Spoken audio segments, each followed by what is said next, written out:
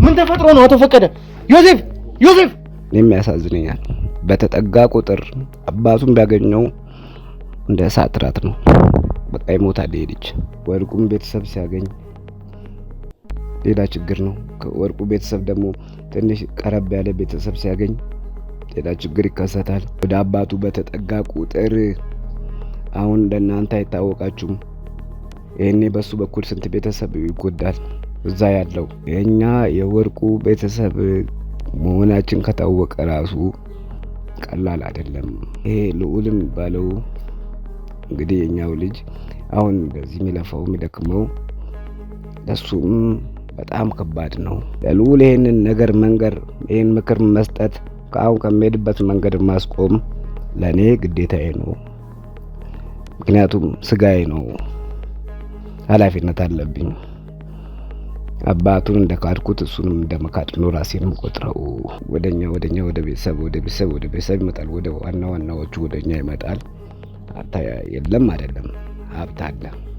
ያው የአባቶቻችን ነው። እሱም በነገርት ነው። ግን እዚህ ውስጥ እሱን መነካካትም ማውራትም አያስፈልግም።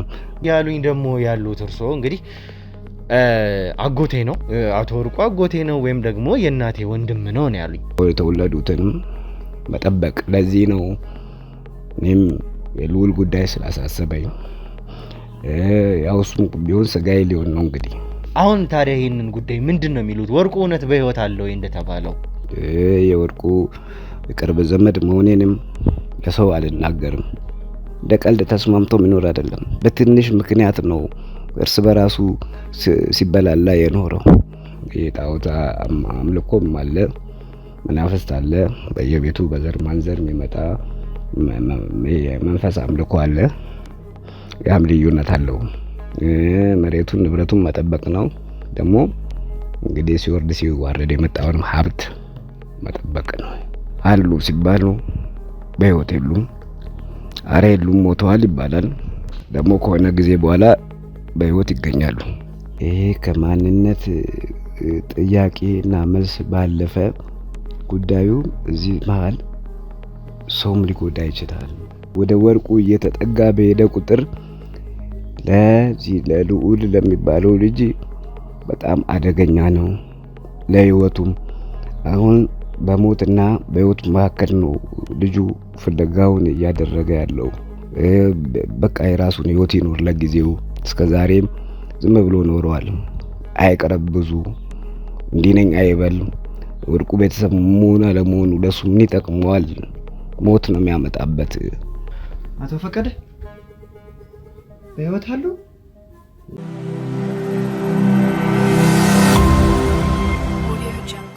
የልዑል አባት ነው ከተባለው ወርቁ ጀርባ ያሉ ጉዳዮች ነገርን እየወለደ እጅግ በጣም የተወሳሰበና የተጠላለፈ ጉዳይ እየሆነ መጥቷል።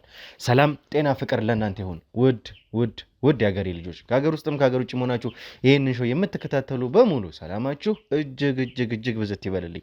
ብሩክ ነኝ። ዱካሾ ላይ እንገኛለን። የተለያዩ ማህበራዊ ጉዳዮችን እንዲሁም ደግሞ የወንጀል ታሪኮችን ሳይቀር እዚህ ድረስ እያመጣን ወደ እናንተ የምናደርስበት ውድ የሆነና የተከበረው ሰዓታችን ላይ ደርሰናል። እንግዲህ ተመልካቾቻችን እንደሰማችሁት ከሆነ አንድ ኬዝ ላይ ሙሉ በሙሉ እጃችንን ካስገባን እንግዲህ የተወሰኑ ቀናት ላይ እንገኛለን። ይሄ ማለት ምንድን ነበረ ጉዳዩ? የልዑሌ የማንነት ጥያቄ። ከዛ ጀርባ ግን የተለያዩ ነገሮችን በጣም አስደንጋጭ የሆኑ ነገሮችን ይዞ መጥቷል። ይሄ ጉዳይ በጣም እንዳልጠበቅነው ሆኖ ነገሮች እጅግ በጣም የሰፉና የተወሳሰቡ ህይወትን የመወሰንና ያለመወሰንም ጉዳይ ጭምር ይዞ የመጣ ጉዳይ ሆኖ አሁን ላይ እንግዲህ እንደምታዩትም ከሆኑ ምክንያቱም ያለፉት ክፍሎቻችንን ብትመለከቷቸው ይህንን ማስረጃ ይሰጡናል። እንግዲህ እንዴት ነበረ? እንግዲህ አንድ ቤተሰብ ላይ ነበረ በቀጥታ ያረፍ ነው ከእናትየዋ በኋላ። ያ ቤተሰብ ግን በጣም ከባድ የተጠላለፈና የተወሳሰበ ነገር ነበረ ለኛ የነገረን። ምንድን ነበረ የነገረን? አቶ ወርቁ የሚባሉ ጎረቤት ያላቸው ከአባታቸው ጋር እንግዲህ የተወሰነ ቅራኔ ነበራቸው። የተወሰነ ብቻ ሳይሆን ከበድ ባለ ምንድን ነበረ? የሀብት ጉዳይ፣ የመሬት ጉዳይ ነበረ።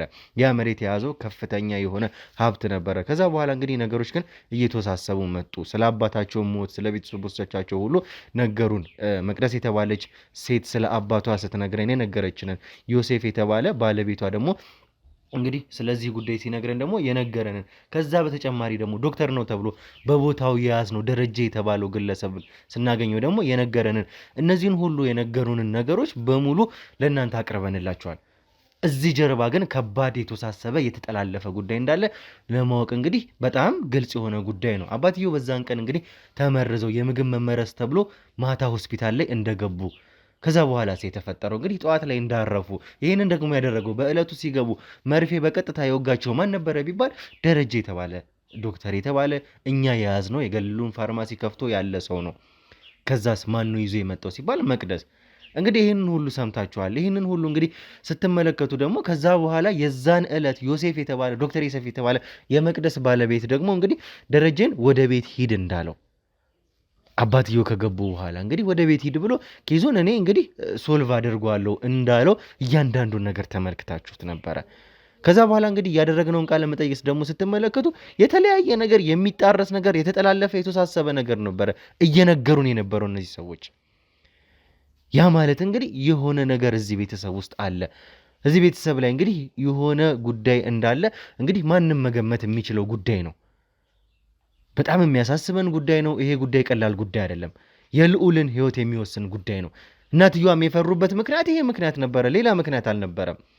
በዚህ ምክንያት ነበረ ይሄ ጉዳይ ሆልድ እንዲሆን የፈለጉትም እሳቸው ከዚህ ጀርባ የያዙትን ሚስጥር ስላለ ለእኛ የሚያወሩን በዚህ ምክንያት ስለሆነ አሁንም ቢሆን ከሳቸው ተነስተን ነው ነገሮችን እንግዲህ በራሳችን መንገድ ለመፍታት እየሞከረን ያለ ነው። እሱም ቢሆን የእኛን እገዛ የፈለገበት ምክንያት ይሄ ጉዳይ ነው። ቀላል ጉዳይ ሆኖ ስላላገኘው ሁላችንም በዚህ ጉዳይ ላይ እየተሯሯጥንም ያለ ነው ደግሞ ጊዜ የሚሰጥም ጉዳይ ስላልሆነ ነው።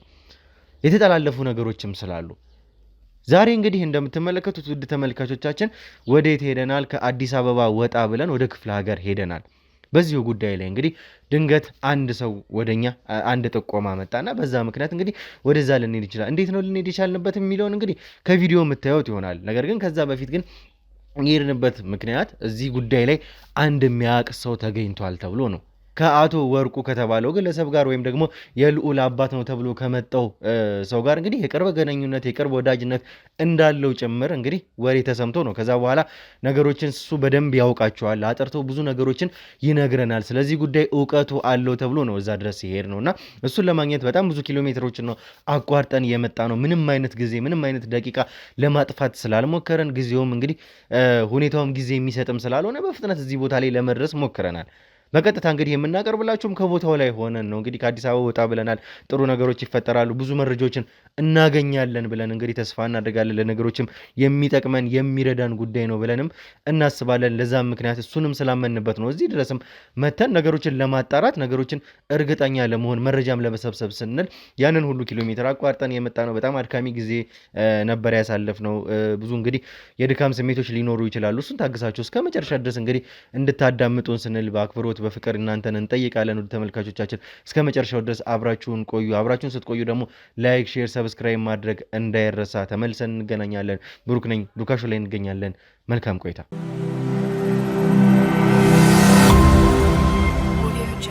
እሺ እንግዲህ ተመልካቾቻችን ተመልሰን መተናል። ተመልሰን ስንመጣ ደግሞ እንግዲህ ከከተማ ወጣ ብለናል። እንደነገርኳችሁ ከሆነ ወጣ ያልንበት ጉዳይ ደግሞ እንግዲህ እዚህ ጉዳይ ላይ በዋናነት ብዙ መረጃዎችን ብዙ ነገሮችን ያውቃል ተብሎ ስለተነገረን አንድ ሰው ነው። ይሄ ሰው እንግዲህ በቀጥታ ከነዚህ ሰዎችም ጋር ከየትኛውም ጋር እንደሆነ እንግዲህ ምናልባትም ከልዑል አባት ተብሎ ከተባለው አቶ ወርቁ ጋር እንግዲህ ግንኙነት አለው ዝምድና አለው ተብሎ የተጠቆመንበት ሰው ነው። እንግዲህ የኛም ሰዎች ማረጋገጥ የቻልነው የኛም ሰዎች ማወቅ የቻሉት ይህንኑ ነው። በዚህ ጉዳይ ላይ እንግዲህ በዋናነት ይረዳናል የተባለው ሰው ማን ነው? ምንድን ነው እሱ? ስለዚህ ጉዳይ ምንድን ነው የሚያውቀው የሚለውን ሙሉ ለሙሉ አብረን የምንሰማ ይሆናል። እንግዲህ በመጀመሪያ ግን እንዳየሁት ከሆነ እንግዲህ ተለቅም ያሉ ሰው ስለሆነ አንቱ እያልኩ መጥራትም ሳይኖርብኝ አይቀርምና በመጀመሪያ እስኪ ራስዎትን ግን ያስተዋውቁኝ ማንኖት የሚለውን። ስሜ ያው ፈቀደ ይባላል። ፈቀደ ግዛው። እሺ አቶ ፈቀደ መጀመሪያ እናመሰግናለንና እስኪ እንግዲህ ምናልባትም በስልክ እኔና እርሱ አውርተናልና በአካልም ሳገኘሁት እንደዚህም አልጠበቅኩም ነበር እውነት ለመናገርና ጎልመስም ያሉ ሰው ናችሁ ሰውም ኖትና እስኪ በመጀመሪያ ደረጃ ስለዚህ ቤተሰብ ያለዎትን ዝምድና ማንኖት የሚለውን መጀመሪያ ይግለጹልኝ፣ ከስሞት ባሻገር ያለውን ነገር ማለት ነው። አዎ እንግዲህ እኛ ሁሉንም ጉዳይ ዝም ብለን ነው ያለፍን የቻልን የተውን የመጣነው ጉዳይ ነው። ደግሞ አሁን እናንተ እዚህ ነገሩን እየተነካካ መጥቶ አጉል ጉዳይ ነው የተፈጠረው። ነገሩን እንደዚሁ ሁላችንም ችለን በሆድ ችለን ልክ እንደኔ ከአካባቢም የሸሹ አሉ። ከነዛም የተጎዳ አለ፣ ከኛም እንደዚሁ የተጎዱ አሉ። የኛ እናንተ ጋር እንደዚህ ነክታችሁት ጉዳዩ እዚህ ድረስ እንደደረሰው ቀላል አይደለም። እናንተም አጀማመራችሁ እንደው ነገሩን ዝም ብለን እኛ እንማከራለን፣ እናወራለን። ስንነጋገር ጉዳዩ ጥልቅ ነው በጣም ያልተረዳችሁትም ነገር አለ መሰለኝ። እኛ ይሄ እንደ ዘበት የተውነውን ጉዳይ ነው። አሁን አንድ ልጄ ነው አምጥቶ በስልክ ሲያሳየኝ መጀመሪያ ያው ችላ ብዬ ነበር።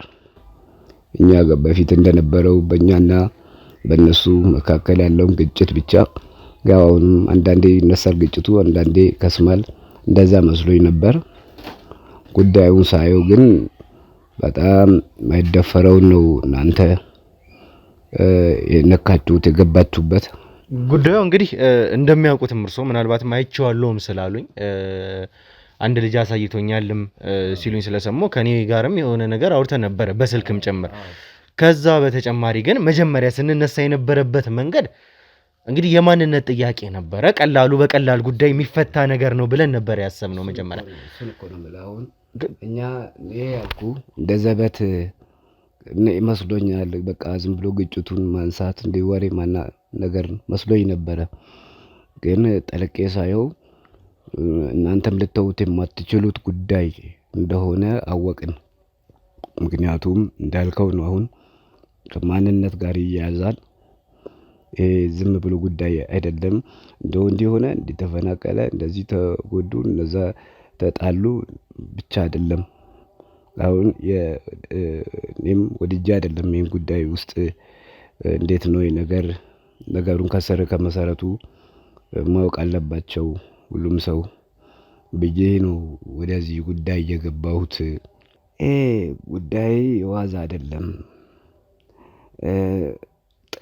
መሰረቱም በጣም ረጅም ጊዜ ፈጀ ነው።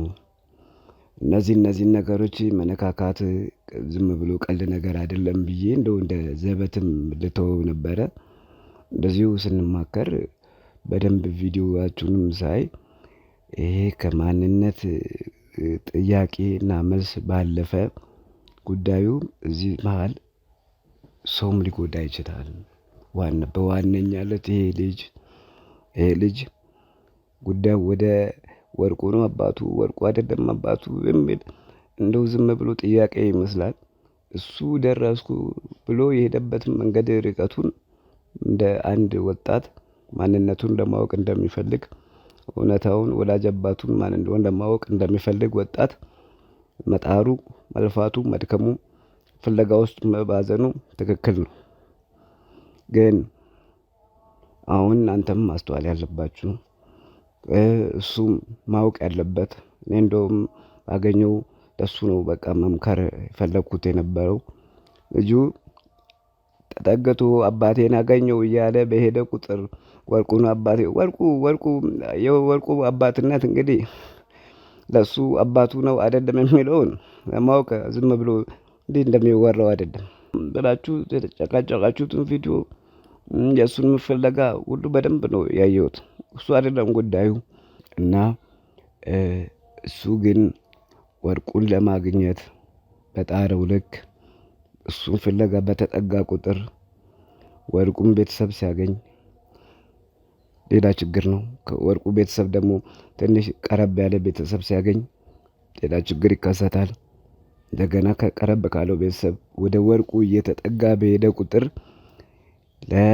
ለልዑል ለሚባለው ልጅ በጣም አደገኛ ነው ለህይወቱም። አሁን በሞትና በህይወት መካከል ነው ልጁ ፍለጋውን እያደረገ ያለው።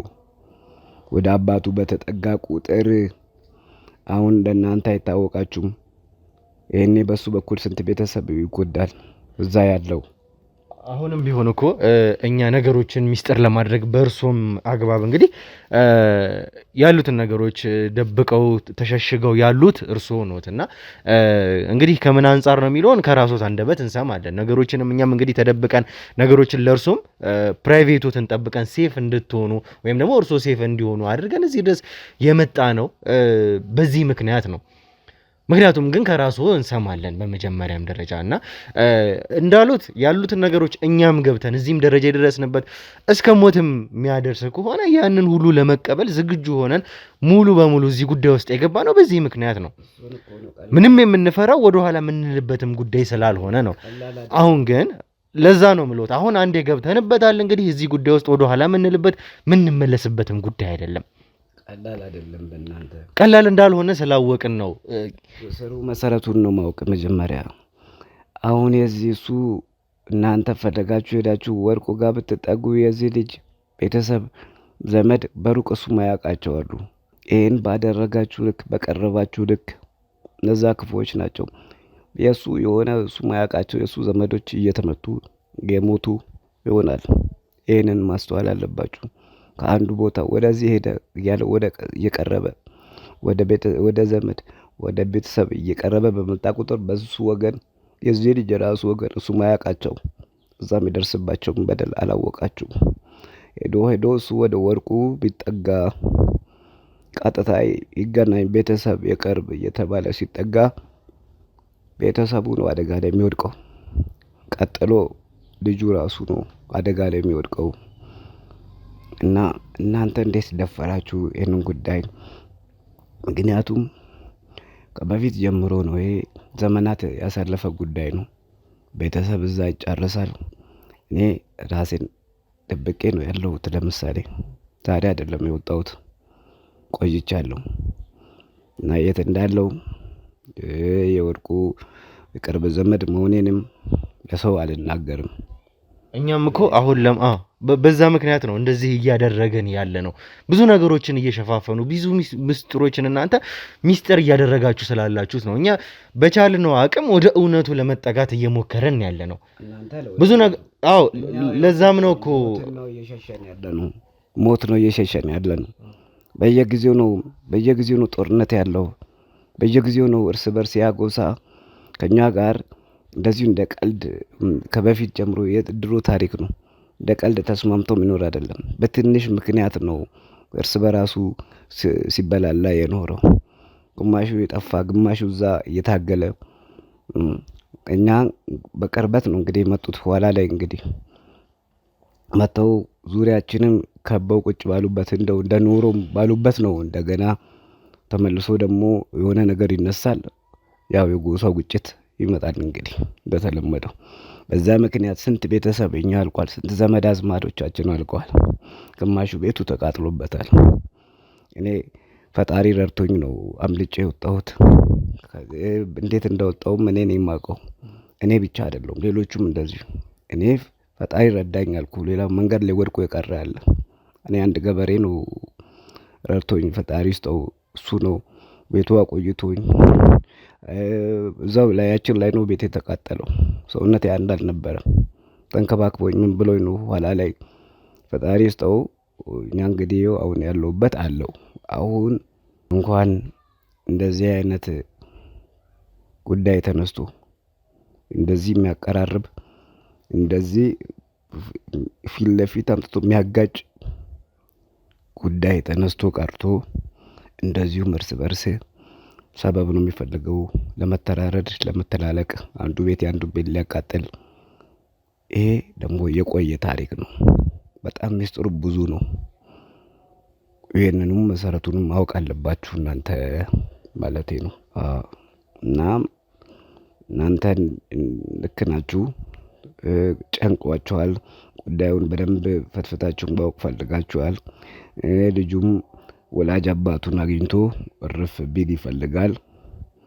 ወጣት ነው፣ ትክክል ነው። ጥያቄውም ትክክል ነው፣ ፍለጋውም ትክክል ነው። ግን ብዙ ነገር ነው የሚበላሸው። ከዛ የጎሳው እሺ ለመደ፣ እንደ ልማዱ ይጣላል እንበል፣ እሱ የተለመደ ነው። ግን እናንተም አደጋ ላይ ነው የምትወድቁት። ልጁ በጣም ባጭሩ ልንገራችሁ፣ እንደመፈለጉ አባቱን ለማግኘት እንደመጓጓቱ እኔም ያሳዝነኛል። በተጠጋ ቁጥር አባቱን ቢያገኘው እንደ እሳት ራት ነው። በቃ ይሞታል ይሄ ልጅ። በዚህ በለጋ እድሜው ለምንድን ነው የኔም መደወሌ ቪዲዮ ሳየው የልጁ ማሳዘነኝ ጉዳዩ። ፍለጋውንም ጥረቱንም የሄዳችሁበትንም ርቀት አየው፣ አብራችሁም ተጉዛችኋል እናንተ። አየው ልቶ ነበር እንደ ዘበት። ግን ይሄ ልጅ ወጣት ነው፣ ገና ይደርሳል። ቀስ ብሎ በጊዜ ሂደትም ላገኘ ቤት ያገኘዋል። ምን ያጣድፈዋል? እስከ ዛሬስ ያለ ወርቁ አልኖረም ወይ? አልኖረም ወይ? ኖሯል አይደል? አሁን ነው ያወቀው። ምናልባትም በዚህ ጉዳይ ላይ ለማውራት ነው እርሶ ጋርም የመጣሁት። የእርሶ ማጋዥነት እዚህ ጋር ያስፈልገኝ በዋናነትም ስለሚያስፈልጉኝ ጭምር። ግን ምንድን ነው ያለው ነገር እዚህ ጋር የሚለው ወደ ጉዳዩ ከመሄዳችን በፊት ወደ ሚስጥሩ ከመሄዳችን በፊት፣ ምክንያቱም ብዙ የሚገልጹልኝ ነገሮች አሉ። እኛም ቢሆን እየተንደረደርንበት ላለንበት ጉዳይ ከእርሶ መስማት ያለብን ብዙ ሚስጥሮች እንዳሉ ስለሚሰማኝ። ግን ምንድን ነው ከወርቁ ጋር ያላችሁ ግንኙነት? ዝምድናም ከሆነ እያሉኝ ያሉት ስለ ቤተሰባዊነታችንን እያሉኝ ነው። ዝምድናም ከሆነ ስላላችሁ ዝምድና፣ ስለ ትውውቃችሁ ጭምር እስኪ ስፔሲፋይ አድርገው ያሉትን ነገሮች ጥርት አድርገው ስለሱ ጉዳይ ይንገሩኝ መጀመሪያ። እንግዲህ እኔ ይህንን ጉዳይ በስልክም አውርቼ ነግሬሃለሁ። እስከ ዛሬ ድረስ ከጎሳው ብቻ አይደለም፣ ከአካባቢ ብቻ አይደለም፣ ከቤተሰቦቼም በተለይ ደግሞ ከቤተሰቦቼም ነው ርቄ ያለሁት፣ ሸሽቼ ያለሁት። ከቤተሰብ ብቻ አይደለም ደግሞ ከቤተሰብም ከወርቁ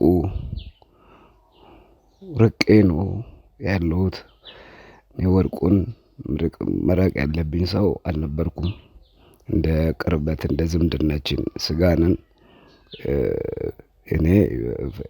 ለእኔ አጎት ነው ወርቁ። እንግዲህ ያው ገጠር ስትሆን በልጅነት ነው ሁሉ ነገር ልጅ የሚወለዱ። ምንም ብዙም የእድሜ ልዩነት አይኖርም ይሆናል። ግን እኔ አጎት ነው። የኔ እናት የእሱ ወንድም ናት። የእህቱ ልጅ ነኝ ለወርቁ። ይህንን መጀመሪያም ተናግሬያለሁ በስልክም። ካሜራውም ጉዳይ እንዴት ነው ብዬ ስለ አይ ምንም ችግር የለም አይታይም።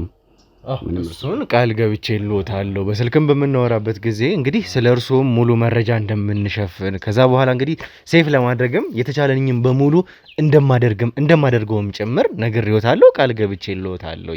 ለምንድን ነው መሰለክ አሁን ምንም ሌላ ነገር ፍራቻ ምናምን አይደለም። እኛ ያለንበት ቦታ የወርቁ ቤተሰብ የኛ ጎሳ ባለበት ቦታ ሁሉ ይፈልጋል። በቃ ባጭሩ ነዛ አያርፉም። እኔ አሁን የት እንዳለው ትናንትም ነገርኩ በስልክም የት እንዳለው በቃ ማንም እንዲያውቅ አልፈልግም። ራሴንም ሰውሬ ነው የምኖረው። ይኸው ተመስገን ነው። መሀል ከተማ ከሰው ጋር በደንብ ትኖራለህ። ማንንም አያውቅም። ሁሉም የራሱን ኑሮ ይኖራል። ግን እንዲህ ነኝ ካልክ እነዛ ነፍንፎ ይመጣሉ። ስንሸሽ ነው የኖር ነው እርስ በርስ ማለት ነው። እና ይህን ያህል ዝምድና ኖሮኝ ነው ይሄ በዚህ ሰዓት ወርቁን እንኳን ክጄ ገዛ አጎቴን ራሴ አብረን ያደግነው ያቤት ልጅ ነው። እና እሱን ሁሉ ነው የካድኩት ነው የምልህ። አሁን ለምንድን ነው የኛ የወርቁ ቤተሰብ መሆናችን ከታወቀ ራሱ ቀላል አይደለም። ምንድነው? ለምን? ለዛ ነው ይሄ ብዙ ሰፊ ነገር አለው እናንተም ያላወቃችሁት። ይሄ ልዑልም ባለው እንግዲህ የኛው ልጅ አሁን እንደዚህ የሚለፋው የሚደክመው ለሱም በጣም ከባድ ነው። በቃ ጊዜ አለ፣ ቀስ ብሎ ሌላ የስራ በቃ የራሱን ህይወት ይኖር ለጊዜው። እስከዛሬም ዝም ብሎ ኖሯል። አይቀርብ ብዙ እንዲህ ነኝ አይበል። ወርቁ ቤተሰብ መሆን አለመሆኑ ለሱ ምን ይጠቅመዋል? ሞት ነው የሚያመጣበት። እና እኔ ይህም ጉዳይ ስላስጨነቀኝ ነው እንደው ሌላው ቢቀር ቢያንስ እንዲህም ሳየው እንዴት በቃ እየሳሳው ያየው እንደሆነ ፈጣሪ ያውቃል። የደወልኩላችሁም ለእናንተ ይህንን በቀጥታ ባገኝ ለሱ መንገር መምከር። እንደዚህ እንግዲህ ከእናንተ ጋር እስክንገናኝ ድረስ የወሰንኩት ልጁን ማዳን፣ ልጁን እንኳን አይደለም ነው ብሎ ምስክርነት ለመስጠት አይደለም የኔ ዋና ዓላማ። አሁንም ወርቁና የእሱ ግንኙነት ይሄ ነው ብዬ ምስክርነት ልሰጥ እኔም ዘመድ ነኝ ስጋዬ ነው ልል አይደለም። በቃ ያስጨነቀኝ ያስገደደኝም ጉዳይ ነው እዚህ ቦታ ላይ መገኘት። እሱ እየሄደ ያለበት ነው የሞተ መንገድ ለማስቆም ነው። ምክንያቱም ኃላፊነት አለብኝ። ተማክረናል። እኛ የወርቁ ቤተሰብ እንደ ጎሳም ትንሽ ነን ያለነው። እርስ በርስ ሲጨረሱ ምን ሲሉ እስከ ዛሬ ድረስ እና ለምን ይሞታል? እሱስ ለምን ይሞት? አሁን በሱ ምክንያት ነገሩ ለምን እየተቀሰቀሰ ደግሞ ሌላ እንደገና የእኛን ጎሳ ሰዎችስ እንዲጠቁ ለምን ክፍተት መንገድ እንፈጥራለን? ለዛ ነው እኔ ለልዑል ይሄንን ነገር መንገር፣ ይሄን ምክር መስጠት፣ ከአሁን ከሚሄድበት መንገድ ማስቆም ለእኔ ግዴታዬ ነው። ምክንያቱም ስጋዬ ነው፣ ኃላፊነት አለብኝ። አባቱን እንደ ካድኩት እሱንም እንደ መካድ ነው ራሴንም ቆጥረው። ለዛ ነው እና አቁሙት ነው የምላችሁ። ምንድን ነው እሱ እንደዛ እንዲሆን የተፈለገበት ምክንያት? ማለት እናንተም እየመጣችሁ ከሁሉም አንደበት አቁሙት ነው። በእርግጥ ከእናትየው አንደበት የሰማነው ትልቅ ሚስጥር አለ። ያ ሚስጥር ቀላል ሚስጥር አይደለም። እርሶም ጋር ስመጣ ደግሞ ያለ አንዳች ጉዳይ እንዳልመጣው ይሰማኛልም ብቻ ሳይሆን እርግጠኛም ስለሆንኩ ጭምር።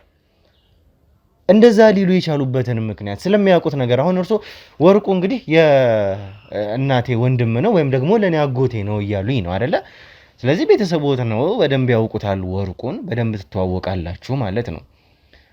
እስኪ ታዲያ ስለዚህ ጉዳይ እንደዛ ሊሉበት የቻሉበትን ምክንያት እዚህ ጀርባ ያለውን ጉዳይ እስኪ መንገር አለቦት እንደዛ ለማለት። ምክንያቱም ይህንን ሁሉ ጊዜም የመጣሁት የእርሶንም እንግዲህ አድራሻ ሸፍኜ እንዳሉት ከሆነ ይሄ ሁነት የተደረገበት ቦታ ላይ አይደለም ያሉት እርሶ። ከዛ ተፈናቅለው እንግዲህ ሌላ ቦታ ላይ እንዳሉ እዚህ ከተማ ውስጥ ነው የመጣነው ያገኘነው። የነ ልዑል ከተማ ላይ አይደለንም ያለነው አሁን። ስለዚህ ምንድነው ታዲያ እዚህ ጉዳይ ላይ ያለው ጀርባ፣ እዚህ ጉዳይ ላይ ከጀርባ ያለው ነገር ምንድነው? እሱ እንዲህ ሊሉበት የቻሉበትን ምክንያት እስኪ ዝርዝር መረጃውን ከእርሶ መስማትም ስለምፈልግ። እንግዲህ እዚህ ጋር ሁለት ነገር ነው እናንተ ማወቅ ያለባችሁ። የዚህ ሁሉ ነገር ስር መሰረቱ በሁለት ምክንያት እንደው ባጭር ልንገራችሁ፣ ግን እናንተ በራሳችሁ መንገድ ፈልፍሉት። እንትን ማለት ነው፣ መጠያየቅ ነው።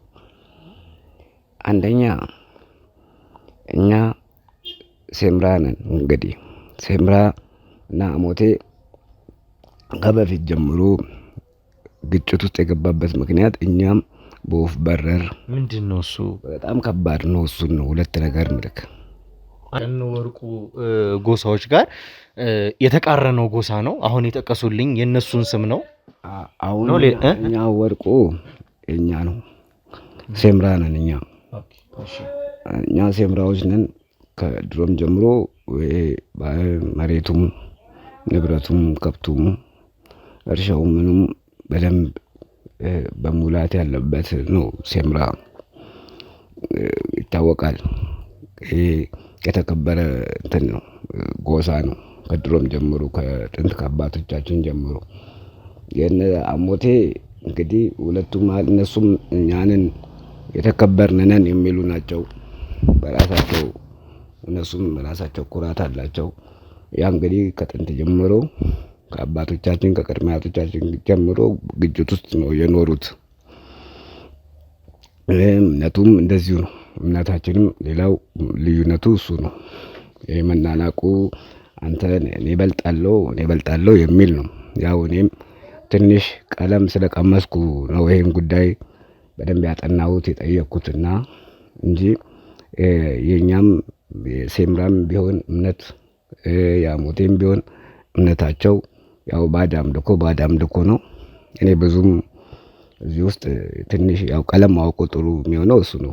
የጣዖት አምልኮም አለ፣ መናፍስት አለ፣ በየቤቱ በዘር ማንዘር የሚመጣ መንፈስ አምልኮ አለ። ያም ልዩነት አለው። ያው አንድ ነው። እነሱ እንደ ጣዖት እንደ እምነት የሚይዙት መንፈሱን ነው የሚያመልኩት። ግን እዛ ሌላ ስም ነው ያለው፣ እዚህም ሌላ ስም ነው ያለው። እነዛ ያንን የሚተረጉሙበት መንገድ ሌላ ነው፣ እነዚህ በሌላ መንገድ ነው። ሌላ ከዚህ በተጨማሪ የሀብት ጉዳይ ነው። በቃ ከጥንት ጀምሮ የተቀበረ ሀብት አለ ነው የሚባል። ያው ይባላል ማለት ደግሞ አይደለም ማለትም አይደለም። በእርግጥ እኛ እንግዲህ እስከምናውቀው አባቶቻችንም እንደነገሩን ሲወርድ ሲዋረድ የመጣው ነው እና ያንን ሀብት ያው ወድቁም ያው እኛ የባላባት እንግዲህ በቃ ይሄ ዋናዎቹ የሚባሉት ጎሳዎች የጎሳ መሪዎችና ዘር ማንዘሮቻቸው የነሱ ዋና ነን እኛ እዛ ግንድ ውስጥ ነው ያለነው። ያ ሀብት የት ነው ያለው? እንዴት ነው የሚወጣው? እንዴት ነው የሚገኘው? ተቀብሯል ነው የሚባለው። ያው ሁሉም ስላልተማረም ስላልሰለጠነም እንዲናርግ የሚባል ነገር መመካከርም አይቻልም። እንደነገርኩኝ እኛ ጎሳኝ የኛ ቤተሰብ በተለይ ሁሉም ኃላፊነት እየወሰደ ነው የሚመጣው። ከኛ ደግሞ ታላላቅ ነው እኛ ቤተሰብ እንዲህ ኃላፊነት የሚወስደው ታሪኩንም የተሰጠውንም ኃላፊነት መጠበቅ፣ ጎሳውን መጠበቅ፣ እምነቱን መጠበቅ እነሱ ኃላፊነት ነው። ከኛ ቤተሰብ ደግሞ ይህንን ሊጠብቅ የሚገባው ዋናው እንግዲህ ያው ወርቁ ነው። እንግዲህ ምን ነው የሚጠብቀው ያልከው ይሄን ነው። በቃ ምንድነው አንድም እነዛ አሞቴዎቹ ከድሮም ጀምሮ ሌላው አይደለም። እምነቱንም ጎሳው ጉልበት ማሳየቱንም ግን ሀብት አለ። ሳምራዎች ጋር ሀብት አለ። ከጥንት ጀምሮ ሲወርድ ሲወራረስ የመጣ ከፍተኛ ሀብት አለ። እሱን ማግኘት አለብን ነው እነሱ ማለት ነው። አሁን መንጠቅ ነው። በዛ ነው እንግዲህ ሳምራዎች ደግሞ አሞቴዎች ጋር ግጭት የሚገቡት። እምነቱን መጠበቅ ነው፣ ያው አምልኮን መጠበቅ ነው፣ መሬቱን ንብረቱን መጠበቅ ነው። ደግሞ እንግዲህ ሲወርድ ሲዋረድ የመጣውንም ሀብት መጠበቅ ነው። ይሄ ነው። አሁን እንግዲህ በጣም የተወሳሰበ ነገር ነው እየነገሩኝ ያሉት። በጣም ብዙ እንግዲህ በፊትም እንግዲህ ተመልካቾች እንዳያችሁት የንስር አይን ላይ በጣም ብዙ ነገሮች ተነስተዋል። ስለነዚህ ጎሳዎች ሳይቀር ቤታቸው በመናፍስት እንኳን እንደሚጠበቅ ሳይቀር በጣም ብዙ ነገሮችን ሰምተናል።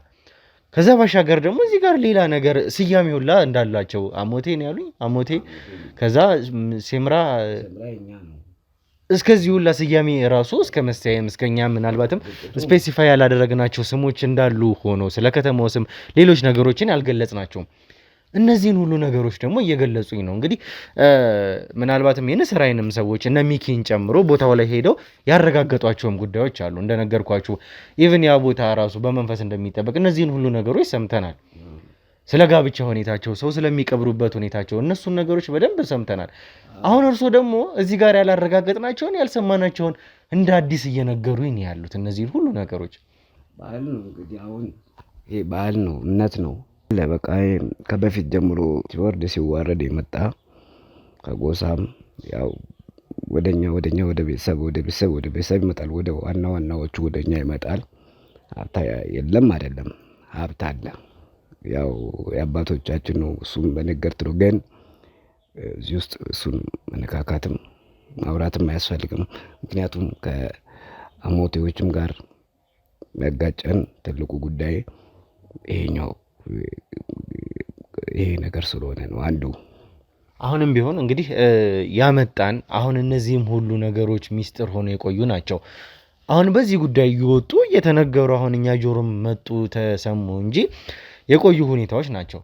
እነዚህን ሁሉ ጊዜዎች እያሉኝ ደግሞ ያሉት እርሶ እንግዲህ አጎቴ ነው አቶ ወርቁ አጎቴ ነው ወይም ደግሞ የእናቴ ወንድም ነው ያሉኝ። ስለዚህ ስለ ዝምድናችሁ በደንብ ያው ካወቃችሁ ከዚህ በፊት ታዲያ ልዑል የሚባል ልጅ እንዳለው ሳይቀር አያውቁም ነበር ወይ? እርሶ ቤተሰብ ውስጥ አያውቅም ነበር ወይ? እኔ ዛሬ መሆኑ ነው አሁንም ቢሆን ጥያቄ ሆኖ ያልተመለሰልኝ ጉዳይ ይሄ ጉዳይ ነው። እንግዲህ አሁን እዚህ ጋር ማወቅ ያለባችሁ ነገር እኛ አሁን ሴምራ በቃ ተመናምኖ ትንሽ ነው ያለው። ዋናው እሱ ነው። አሁን ወርቁ ልጅ ነው አይደለም ወይ የሚለው ጉዳይ አይደለም። ኦሬዲ ወርቁ ወልዷል አልወለደም የሚባለው ነገር ምንም ጥያቄ የለውም። ቢወልድም ጥሩ ነው፣ ሰየው ነው ከወለደም። ምክንያቱም ሁላችሁም ትንሽ ስለሆኑ ጎሳችን ውለዱ በየሄዳችሁበት ነው። በቃ ይሄ መመሪያ ነው። መውለድ መብዛት አለብን። በትንሽ ነን። አሁን እንደ ድሮ ጥንት እንደ አባቶቻችን እንደነበረው አይደለም። ግማሹ በጦርነት ግማሹ በምኑ ሲል ስተበታትኖ በየሀገሩ ነው ያለው። እኔም ተደብቄ ነው ያለው ታልኩ። እንግዲህ እኔም ብሆን የትም መውለድ ነው በቃ የኛ የተማርነው እንግዲህ የሚነገረን። ወርቁ ልዑል ብቻ አይደለም፣ ሌሎች ልጆችም ሊኖሩት ይችላሉ። ምክንያቱም ዘሩን ማብዛት ስላለበት፣ ጎሳውን ማብዛት ስላለበት ሁሉም እንግዲህ የሸሸ ሄደው ሁሉ ያለበት እንግዲህ ይህንን ሊያደርግ ይችላል። አሁን እሱ ምንም አያስጨንቅም። ዋናው ጉዳይ ግን ልጁ ነው። እኔ አሁን የሚያሳስበኝ ለምን መጠበቅ ኃላፊነት ስላለብን በየሩበት መውለድ ብቻም ሳይሆን የተወለዱትንም መጠበቅ። ለዚህ ነው እኔም የልዑል ጉዳይ ስላሳሰበኝ ያው እሱም ቢሆን ስጋዬ ሊሆን ነው እንግዲህ አይደለም። ስለዚህ ለምን አይኔ እያየ ደግሞ በራሱ እንዲህ እያነፈነፈ እየፈለገ እየሮጠ እየሄደ ስንት ነገር እየበረበራችሁ ነው አንድ ላይ ሆናችሁ። እሱ ስለምን እናጣዋለን? መጀመሪያም ትንሽ ነን እንደ ጎሳ ለምን እናጣዋለን? ወደ ሞት ሲሮጥ እያየው እንዴት ዝም እላለሁ ብዬ ነው። ትክክል ነው ማለት ያለውን ጉዳይ ምናልባትም ህይወትን የሚጠብቀው ፈጣሪ እንደሆነ እናምናለን። ከዛ ባሻገር ግን እኛ ባለንበት አቅም በምንችለው ችሎታ ሙሉ አቅማችንን ሙሉ ህይወታችንን ሰጥተን እዚህ ጉዳይ ውስጥ የገባ ነው ወንድማችን ነው መከታው እንሆናለን ብለን ነው። ለዚህም ጭምር ነው እኛ በዚህ ጉዳይ ላይ ሙሉ በሙሉ እጃችንን የሚያስገባ ነው። ከዛ ባሻገር ግን ይህንን ጉዳይ ያነሳው የወርቁ ጉዳይ ነው። እንግዲህ ሌሎች ሚዲያ ላይ እንግዲህ ከእናትየዋም አንዳንድ ጎረቤቶቻችንም ከሰማችሁ አዎ ወርቁን ቀብረነዋል፣ ቤተክርስቲያን ሁላ ፍታት ተደርጎለታል እስከ መባል ድረስ ተደርሷል። አንዳንድ ሰዎች ደግሞ እዚህ ጋር አቶ ዘነበን ጨምሮ እንግዲህ ወይንሸትም የምትባል አንዳንድ ነገሮችን እየሰማን ነበረ። ከራሱም ከልዑልም ጋር እያወራን ነበረ። ከ2 ዓመት በፊት እንደገና ከ1 ዓመት ከ2 ወር ከምናምንም በፊት እንደዚህ አይቻቸዋለሁኝ እሷም ቢሆን አውቃታለሁ እያለች ነው። እዚህ ጋር ብዙ የተጣረሱ ነገሮች እየመጡ ነው። አለ የለም የሚለውን ነገር ራሱ እርግጠኛ የተሆነበት ጉዳይ አይደለም። እሱ ደግሞ ያውቃሉ እንግዲህ አጎቴ ነው እያሉ ነው። ከእርሶ በላይ ማንም ሊነግረን የሚችል ሰው የለም እንደተረዳሁትም ከሆነ። አሁን ታዲያ ይህንን ጉዳይ ምንድን ነው የሚሉት? ወርቁ እውነት በህይወት አለ ወይ እንደተባለው? እኛ ጎሳ አሁን በተለይ ደግሞ የእኛ ቤተሰብ ዋናዎቹ ስለሆኑ እንግዲህ ነው ፈተናው ለሁሉም። ይህም ነው ምስጢሩ። አሉ ሲባሉ በህይወት የሉም፣ አረ የሉም ሞተዋል ይባላል። ደግሞ ከሆነ ጊዜ በኋላ በህይወት ይገኛሉ። እኔን ተመልከት፣ ነገርኩ እኮ እኔም ልኖር ልሞት አይታወቅም። እዛ በቅርብ ያሉት ሞት ብለው አልቀሰው በቃ ቀብረናል ብለዋል። ሁሉም ተቀብለዋል። ደግሞ እንሄዳለን፣ ሌላ የሆነበትን እንሄዳለን፣ እዛ እንኖራለን። ራሳችንን ማንገልጸውም ለዚህ ነው እየተጠባበቅን እርስ በርስ። አሁን ወርቁ ይሞት ይኖር የሚታወቀውን ነገር እንግዲህ እሱና እሱ ብቻ ናቸው የሚያውቁት። እርግጠኛ ነው ተሰው ምንም የሚያውቁት ነገር የለም እዚህ ላይ። ባውቅም እንዲህ ነው ሞቷል አልልም፣ ባውቅም በህይወት አለ አልልም። ምክንያቱም እኔንም እኮ ሞቷል ብሎ ነው እሱ ይሄን የሚያውቀው። ሌሎችም አሉ። የሞት በህይወት ወይ ሲኖር የሚታወቅ ነገር የለም። ለምን ተብሎ ምክንያቱም እንዳልኩ ነው። መውለድ በሄዱበት መውለድ ልጅ ማፍራት መብዛት ነው የኛ ዋናው። እንግዲህ ከበፊት ከጥንትም ከአባቶቻችን ጀምሮ ሲነገረን ስንመከር የኖር ነው። እንደገና እንደዚህ ከአሞቴዎች ጋር እንደዚህ አይነት ትንቅንቅ ውስጥ ነው የኖር ነው። ስለዚህ እነሱ ዱካችንን እየተከተሉ ማን ነው የማን ዘር ነው የማን ልጅ ነው እየተባለ በተገኘበት በለው ነው ግደለው ነው ቁረጠው ነው። ለዚህ ነው ልዑል የኛ ዘር የዚሁ ሴምራ የዚሁ የወርቁ ልጅ መሆኑ ሌሎቹ እንዳሉ ካወቁ አያሳድሩትም። እዛ ነው እኔ ሞቻለሁ ብዬ ያለው ሰውዬ በህይወት ራሴን ደብቄ ከተገኘሁበት ይኸው አለው ብዬ ፊት ለፊት የወጣሁት እሱንም ለማትረፍ ነው። አንድም ስጋ ስለሆነ፣ ሁለትም ሴምራ ስለሆንኩ እና ግድም ስለሚለን ነው። እሺ እንግዲህ እኔ ጋር በጣም ከጠበቅኩትም በላይ ነው። ነገሮችም እንደዚህ አልመሰሉንም ነበረ። በጣም ብዙ የተወሳሰቡ የተጠላለፉ ነገሮችን ነው እየነገሩኝ ያሉት ለኔ። ምናልባትም ነገሮችን እንደዚህም ብለው ግልጥ ያደረጉልኝ ነገር እንኳን ባይኖር እንዲሆኑ ግን ያስገደዳቸውን ነገሮች እንደ ምክንያት ያነሱልኝ ነገር አለ። እዚህ ጋር እርሶም ተደብቀው ያሉበት ሁኔታ ሞተዋል እስከመባል ድረስ ያሉበትን ሁኔታ ራስዎትም የሸሸጉበትንም ሁኔታ ስለዛም ጭምር ነው እያነሱልኝ ያሉት። ስለዚህ የነገሩ ከባድነት የነገሩ አሳሳቢነት አሁን ድረስ ገብቶኛል። መጀመሪያም ቢሆን በስልክም ስናወራ ከእርሶ ጋር ነገሮች በጣም ብዙ ነገሮች እንዳሉ ጭምር ሰምቻለሁኝ። እርሶም የሚያወሩኝንም ነገር ስለሆነ ማለት ነው። ስለዚህ አሁን ያለውን ነገር በዋናነትም ምናልባትም ከልዑልም ጋር ከልዑል እናትም ጋር እርሶን ለማገናኘት ግዴታ ያሉብኝ ይመስለኛል ነገሮችን። መጀመሪያ እዚህ ከእርሶ ጋር እናወራ ያሉትን ነገሮች እንጨርስ እንጂ በዋናነት ግን እዚህ ልመጣ የቻልኩበትን ምክንያት ያውቃሉ። የሰሞኑ ጭምጭምታ የሰሞኑ ጉምጉምታ ነው። እኛ ጋር የመጡ ሰዎች ዮሴፍ መቅደስ የተባሉ ሰዎች ከነሱም ባሻገር ደግሞ እንግዲህ ዶክተር ደረጀ የተባለ ሰው ነው። እርሶ ጋር ልመጣ የቻልንበት ምክንያት በስልክም አንዳንድ ነጥቦችን እያነሱኝም ስለነበረ ምንድነው እዚህ ጉዳይ ላይ የሚያውቁት ነገር? እኛ ጋር የተፈጠረውን ነገር ተመልክተዋል። ስለ ወርቁ ስለ አባታቸውም ጭምር ያላቸውን ቅራኔ እስከ መገዳደል ድረስ የደረሱ ሰዎች ናቸው። ህይወት እስከ መጠፋፋት ድረስ የደረሱ ሰዎች ናቸው። እዚህ ጉዳይ ላይ ምንድነው የሚሉኝ ነገር? ምንድነው የሚያውቁት ነገር? ከእርሶ በጣም ብዙ መረጃ ማግኘት እፈልጋለሁ፣ መስማት እፈልጋለሁ። እንግዲህ አሁን ጥሩ ነው። አሁን እንግዲህ ትላንትም እንደነገርኩ ስብስብ ነው ነገሩ፣ ቀላል ነገር አይደለም። የነካካችሁ የገባችሁት ከባድ ነው። ምንድነው አሁን የወርቁ ላይ የተወራው ነገር አንዱ ከባዱ ጉዳይ እሱ ነው። ማንም ይሄንን እውነት እንዴት ቀርቦ ይረዳል የሚለውን ነገር አሁን ለጊዜው እናቆየው። ወርቁ እንደዚህ አይነት ሰውም አይደለም። እሱን ቆይ ግን የሐኪሙ ጉዳይ እንደኛ እንግዲህ የሚያውቅም የለም። ከስሩ መሰረቱንም እኛም ስለምናውቅ የሐኪሙ ጉዳይ ሲጀመር የነሱ ራሱ ቀላል ጉዳይ አይደለም። እንደ ቀላልም አናየውም። እኔም በእውን በያሉበት ሌላም ሴምራ እዛም ያለ ሴምራ ሌላ ሀገርም ያለ ሴምራ ይህን ጉዳይ ቢያውቀው ደግሞ ሌላ ጉዳይ ነው። የዶክተሩን እኔ ባለኝ ያው ትንሽም በአካባቢው በኖርኩበት ከቤተሰብም ትንሽ ነቃ ብዬ እንደው ቀደም ስለቀመስኩ እንደው ነገሩን ለዘብ ባደረኩት እንጂ የሚፈጥረው ነገር ቀላል አይደለም። የሐኪሙ ነው የተባለው ሐኪም ነኝ ተብዬው ጉዳይ እነሱ ሲጀመር የመጡት የኛ ጎሳም አይደሉም፣ ሴምራ አይደሉም። ያውቋቸዋል እርሶ በእርግጠኝነት? እሱን እኮ ነው የምልህ።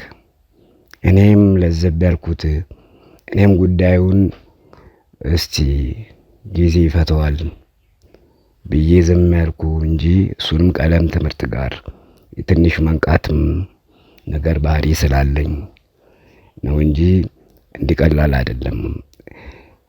ሌላ ሴምራም ይሄን ጉዳይ እንግዲህ የሚከታተልም ይኖራል አናውቅም። ያው በድንገት በሆነ አጋጣሚ እንዲሁ ስንገናኝ ካልሆነ የሐኪሙ ጉዳይ ማነው ዮሴፍ ያላችሁት እሱ የሱን ጉዳይ አይደለንም እኛ እሱም ራሱ ያውቀዋል። እናንተ ስላላወቃችሁ ነው እንጂ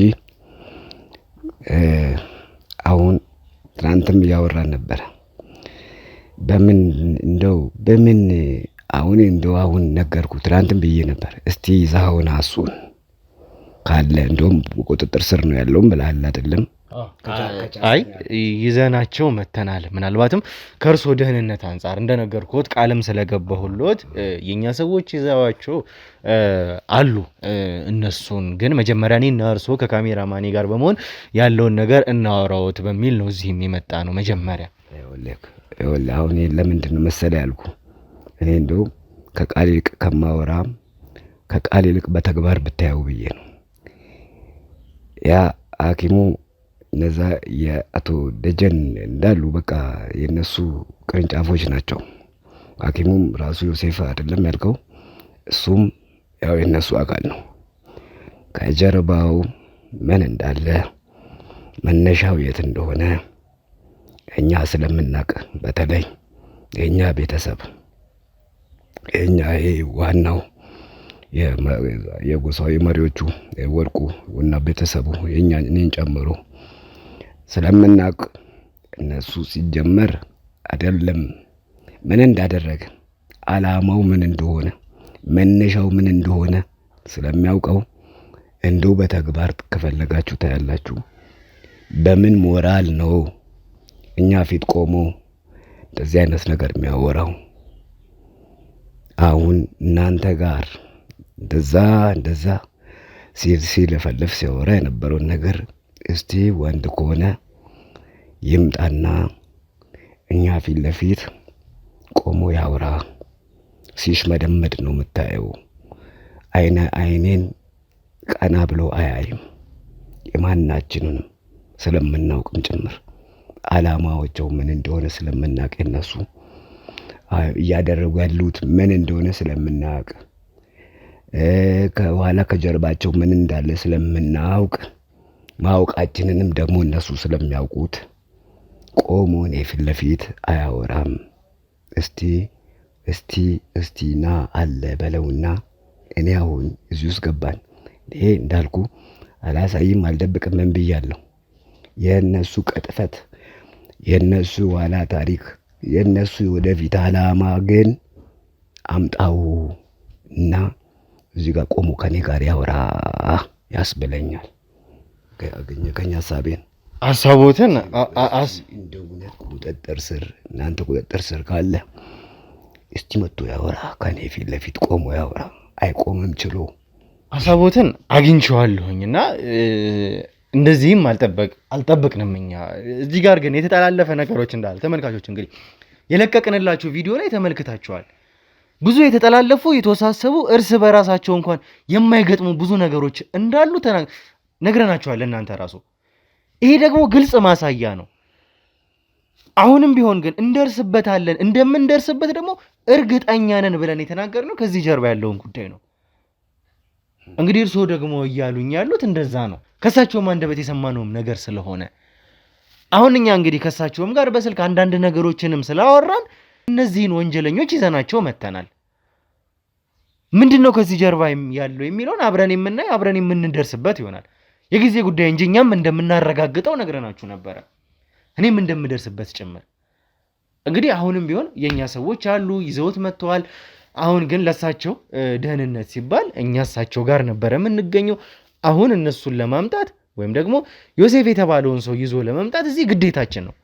የኛ ሰዎች እስኪ እሱን ይዛችሁት ነው እኔና እሳቸው ደግሞ አንዳንድ ነገሮችን እንጫወት ከካሜራ ጀርባ አለ ነው እዚህ አለ እንዴ ይዘውት መጥተዋል። አሁን እሱን ያመጡታል። አንዴ እስከዛ ድረስ እኛ ከካሜራ ጀርባ እንጫወት፣ እናንተ ግን ይዛችሁት ነው።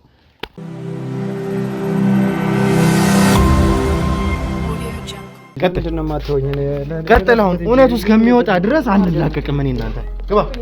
ቀጥል ቀጥል። እንዴ አቶ ፈቀደ በህይወት አሉ ታውቃቸዋል እንዴ? ምንድነው አቶ ፈቀደ? ምንድነው እሱ? ምንድነው የተፈጠረው? አቶ ፈቀደ ዮሴፍ ምንድነው እሱ?